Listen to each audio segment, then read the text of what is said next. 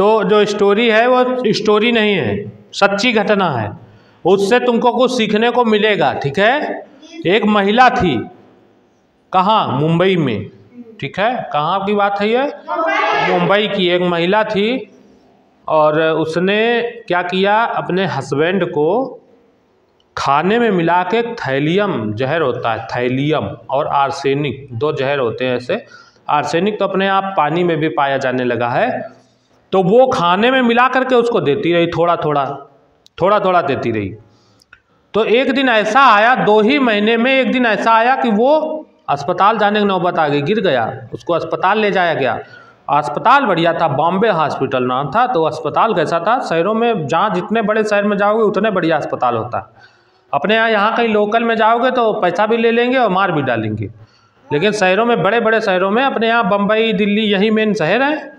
कलकत्ता था एक समय बढ़िया शहर, अब तो कलकत्ता जाओ तो जिंदा आओगे ही नहीं बच के, इतना आतंकवाद ही हो गया वहाँ पे।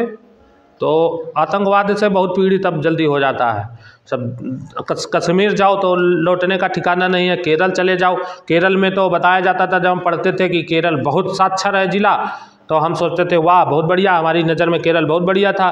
केरल में इतना आतंकवाद है, बेटी बहन की सुरक्षा नहीं है, पकड़ ले जाते हैं और पकड़ के वहीं नाव में बिठा के दूसरे देश भेज देते हैं।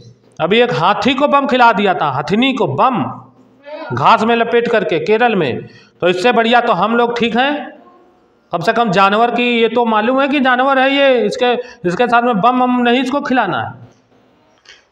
ऐसी पढ़ाई लिखाई बताते 99% पढ़े लिखे, 90%। ऐसा क्या पढ़े लिखे, इससे तो गधे ठीक होते, किसी को बम तो नहीं खिलाते। वहाँ बड़ा जंगल राज है केरल वगैरह में। ठीक है, तो ज़्यादा पढ़ाई लिखाई तो हमारी समझ से, पढ़ाई लिखाई करके अगर ये प्राप्त होता हो, पढ़ाई लिखाई करी इतने दिन और मानवता ही नहीं सीख पाए। मानवता किसको कहते हैं, पढ़ाई लिखाई करने के बाद बम बनाया और हाथी को खिला दिया, उसका जबड़ा फट गया, मर गया बेचारा।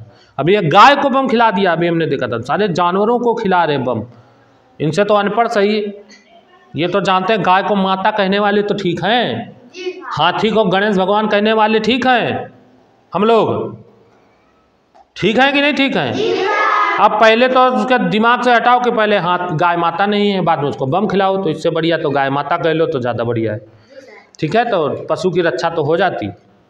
तो उस महिला ने क्या किया, अपने जो हस्बैंड था उसको क्या किया, उसने जहर खिलाया खाने में डाल करके, और थोड़ा थोड़ा खिलाने से क्या हुआ, वो एकदम नहीं मरा, एकदम नहीं मरा, और 2 महीने में उसका बिल्कुल शरीर बेकार हो गया।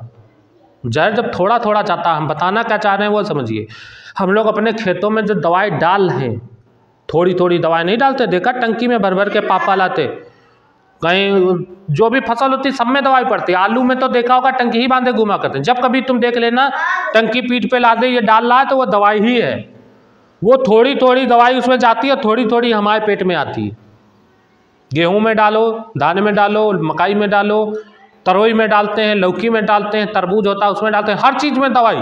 तो हम जो चीज़ खाते हैं उसमें दवाई, और वो हमारे पेट में, अब वो कैसे नुकसान करती है तो वो स्टोरी हम तुमको सुना रहे हैं। तो उस महिला ने अपने आदमी को मारने के लिए, अपने पति को मारने के लिए थोड़ा थोड़ा उसको जहर रोज खिलाया।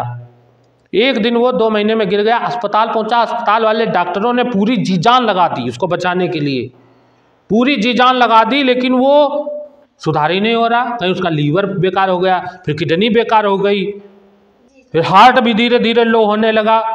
डॉक्टर सोचे दवाई तो हम इतनी बढ़िया दे रहे हैं और ये इसका तो सब गड़बड़े होता चला जा रहा है। तब डॉक्टर धीरे धीरे 15 दिन उसको जिला ले गए। डॉक्टर कितने दिन, डॉक्टर ने, एक डॉक्टर था वागले करके कुछ नाम था, संजय वागले, उसने क्या किया, उस दिमागदार होगा डॉक्टर, उसने दिमाग लगाया कि ये जब आया था तब भी इसका दाढ़ी मूंछ नहीं थी, आप 15 दिन हो गए अभी भी नहीं होगी। तो उसने कहा इसके जरूर मेटल है शरीर में, मेटल माने धातु। उसने कहा इसकी जांच करवाओ। उसने जब जांच करवाया तो उसमें निकला थैलियम उसके शरीर में 400% ज़्यादा। कितना, 400% थैलियम उसमें निकला। अब वो थैलियम की जांच हो गई, उसके थैलियम निकला भाई। तो उस व्यक्ति की पत्नी भी आती थी, थोड़ी देर रुकती थी चली जाती थी, उसकी बहन भी आती थी। तो बहन आई तो डॉक्टर ने उससे बहन से बताया, बोला यार इसका हम दवाई तो बहुत बढ़िया कर रहे हैं लेकिन ये सही नहीं हो रहा है, और इसके थैलियम निकला, इसको किसी ने थैलियम दिया है, खिलाया है इसको थैलियम। तो बहन ने बताया कि अभी हमारी अम्मा भी ऐसे ख़त्म हो गई थी इसी तरीके से, उनके भी सब अंग फेल हो गए थे। तो उस महिला ने जो उसकी पत्नी थी पहले उसकी माता को जहर दिया और फिर अपने हस्बैंड को जहर दिया, वो भी मर गया। बाद में अब उसकी जांच हुई तो तब वो पकड़ में आई। तो कैसे मारा उसने अपने हस्बैंड को? थोड़ा थोड़ा जहर देके। ये दिमाग होते हैं। अभी बांदा की कल न्यूज हम पढ़ रहे थे, कल बांदा में एक व्यक्ति था मोहसिन मुस्लिम था, तो उसकी शादी हुई, उसी बीच में उसने क्राइम किया, जेल चला गया। तो उसकी बीवी भाग गई दूसरे के साथ। जब वो जेल चला गया तो वो बीवी भाग के दूसरे के साथ चली गई। जेल से आया, निकला बाहर तो उसने दूसरी शादी कर ली। दूसरी बीवी का नाम था हलीमा। तो दूसरे बीवी साथ रह रहा था 5-6 साल से, एक बच्चा भी हुआ। अब उसकी जो पहली वाली बीवी थी उसके साथ में फिर वो उसका कांटेक्ट हो गया, बात करने लगा, जो भाग गई थी उसके साथ में। फिर आदमी का स्वभाव ऐसा होता है, हमने तुमको उस दिन बताया था आदमी का स्वभाव। रसगुल्ला जब दे दो आके तो 2 खाएगा, कहेगा हमको नमकीन चाहिए, और फिर जब नमकीन खा लेगा तो हमको कहेगा अब रसगुल्ला चाहिए। आदमी का स्वभाव मन ऐसा ही होता है। तो जब दूसरी बीबी आ गई, 5 साल रहा, तब पहली बीबी से पास जाने लगा। पहली बीबी ने कहा हम तुम्हारे साथ रहना चाहते हैं। वो तो भागने में माहिर थी, उसके साथ में भागी दूसरे साथ में भाग के इधर। तो उसने कहा अब इसको कैसे मारे? तो आदमी सोचता है ऐसे मार देंगे तो पुलिस पकड़ लेगी, समझे। बहुत दिमाग आदमी लगाता, बहुत दिमाग लगाता है आदमी। तो सोचा यार क्या करें, तो अपनी दूसरी बीबी को बाद वाली को मार करके पहले वाली फिर करेगा शादी। तो क्या किया उसने? सांप मंगवाया। उसका दोस्त था रमेश, उससे क्या मंगवाया? सांप। और बीबी का मुंह पकड़ लिया और उसको सांप कटवा दिया पैर में, समझे। पैर में सांप कटवा दिया और बीबी हलीमा जो है वो बेहोश हो गई। लेकिन ताज्जुब हुआ वो कि वो फिर उठ गई। 3-4 घंटे बाद उसको होश आ गया हलीमा को। अब हलीमा को जब होश आ गया तो उसने फिर से सांप झोले में रखे था, फिर कटवा दिया। अब फिर कटवा दिया, अब वो फिर से 6-7 घंटे बाद उसको फिर से होश आ गया। जिसको मारना चाहो वो मरता नहीं है और जिसको तुम चाहोगे जिंदा रहे वो मर जाता है।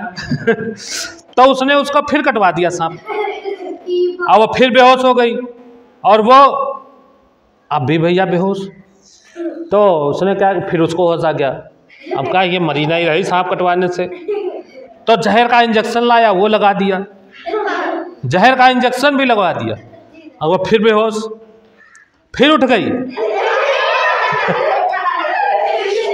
फिर उठ गई। वो बांदा की घटना है। तो अब की बार वो साला चला गया होगा बाहर,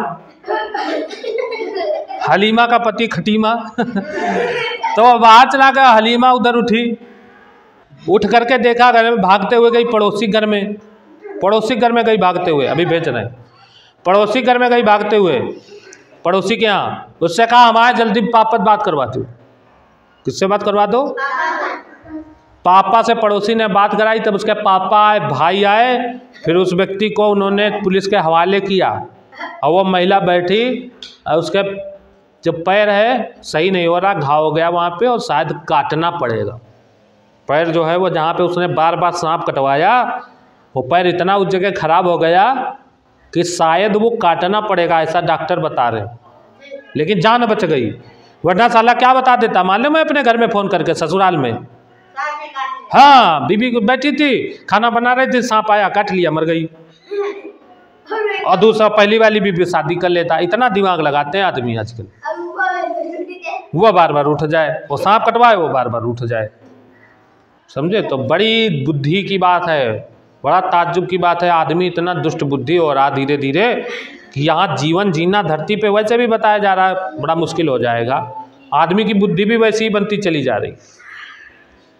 केरल की बात है, कल की, परसों की बात है, कल पेपर में आया था।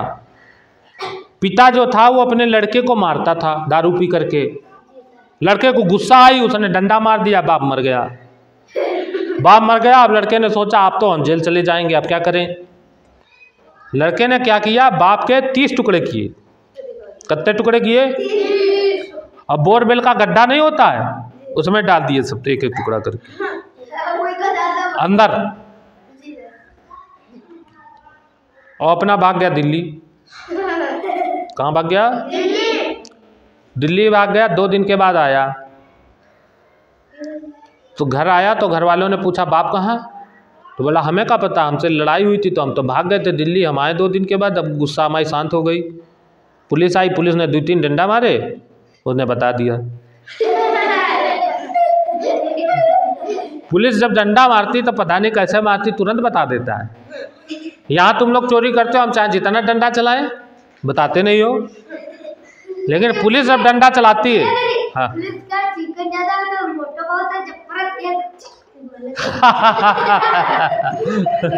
चलो भाई, तुमको बहुत समझ है।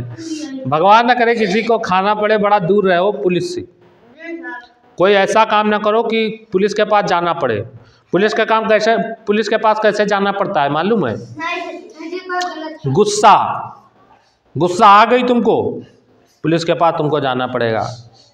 एक चाणक्य नीति है, चाणक्य नीति, उसमें क्या लिखा कि राजा अगर घूमे खूब तो अच्छा राजा, अगर कोई ब्राह्मण है खूब घूम रहा, भ्रमण कर रहा, तो अच्छा ब्राह्मण।